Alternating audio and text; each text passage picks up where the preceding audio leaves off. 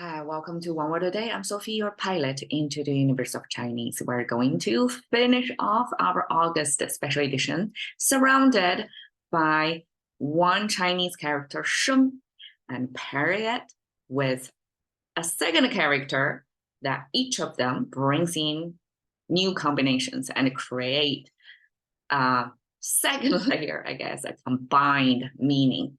Okay, so sheng as life came from this plant symbol, the trident looking thing. Either I'm showing you the icon of tree or icon of grass, and two forms of plant, both share this upward turning. So ancestors in Chinese language create this trident looking thing because it's obviously sun facing, and that's what the earthlings observe as plant.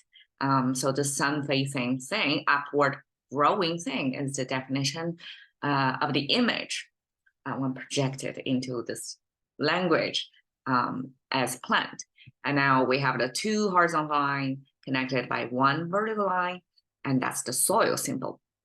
So I'm not going to repeat what we talked a lot, repeated this month. So that's sheng. Now, today we pair it with shu, sheng, shu. It's one of the frequently used Chinese expression. So shu, well, before I do this one word a day thing, I never really look at the individual characters and why this pairing actually create a meaning that I'm using it today as a language user. So shu actually came from this water sign. You'll see the three streams. So Chinese abstract water flow, like river or stream or creek, whatever scale of water. But it has to be a flowing water. Therefore, the three streams. So water, and then the top of it, it looks like an anchor, right, of a boat. So that's a mystery part that I cannot figure out. But it looks like something to do, something to be used in water.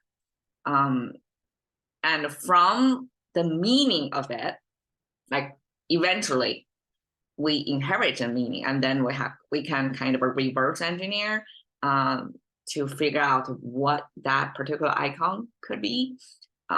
Because currently this shu currently is sparse, but when it traces back to the original meaning of that, it means to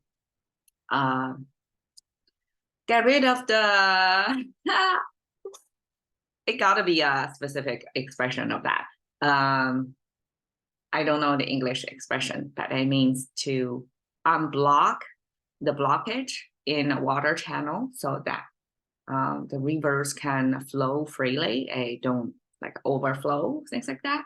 And I would imagine for big rivers, at least in China, the Yellow River or Yangtze River, the two major waterways in China, have the issue of as the water flow for many years, and then the sand are going to sink toward the bottom, right? Especially when the speed of flow is not that fast, so they're not being carried in the water, going horizontally down the stream into the ocean. So eventually, especially when the speed slows down, they tend to sink, right? Therefore, raise the bottom of the riverbed, and to unblock it or keep digging down to keep the riverbed low instead of rising up is still today one major engineering issue that keeps the waterways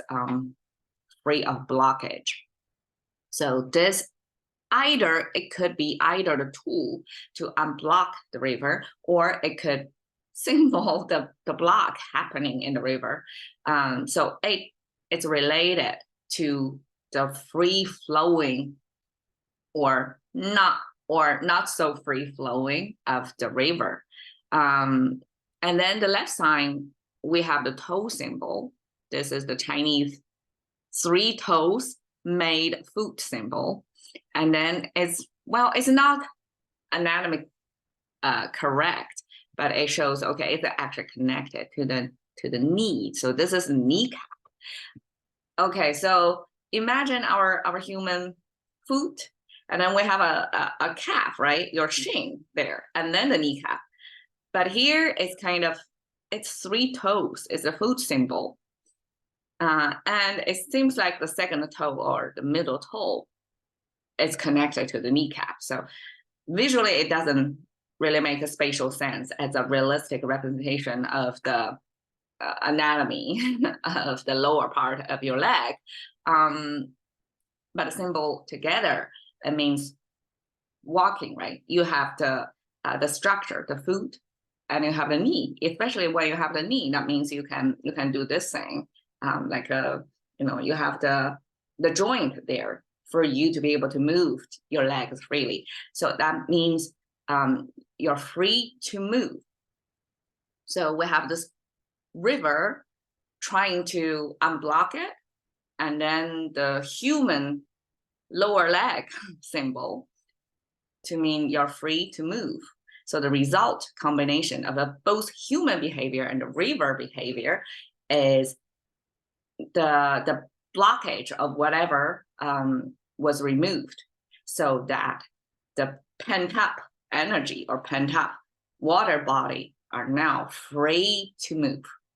And there would be a jump to the derived meaning of sparse. That means, okay, imagine the water channel when you have the water all gathered, right?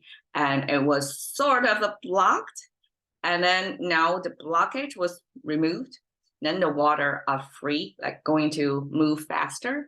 And then it's going to kind of spread out to a wider waterway. That way it's less blockage, I guess, more space for the water to flow. And for individual, the water element in the river, it would feel like it's more space, right? And therefore, the water elements in the river are going to feel spread out, distributed, then extended into sparse. So this distribution as one way to unblock the river, then extended into the meaning of it becomes sparse. I hope it makes a lot of sense. Okay, so together, we're talking about original meaning as life, right?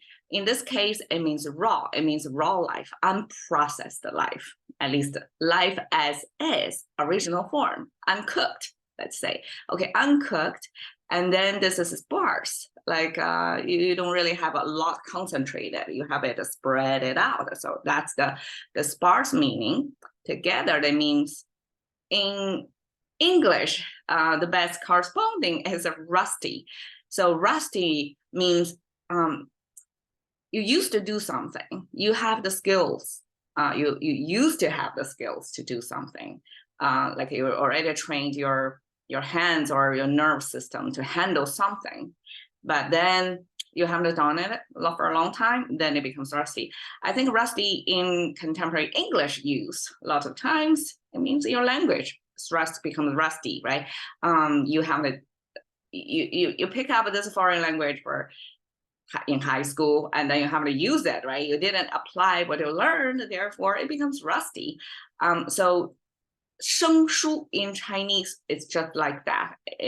It's almost like you cooked it a little bit, but you didn't really internalize it and keep using it. Therefore, you kind of lose it. You return it to its original raw life form. It doesn't really belong to you anymore. So that's a 生, and 疏 is like, oh, you kind of used to have them.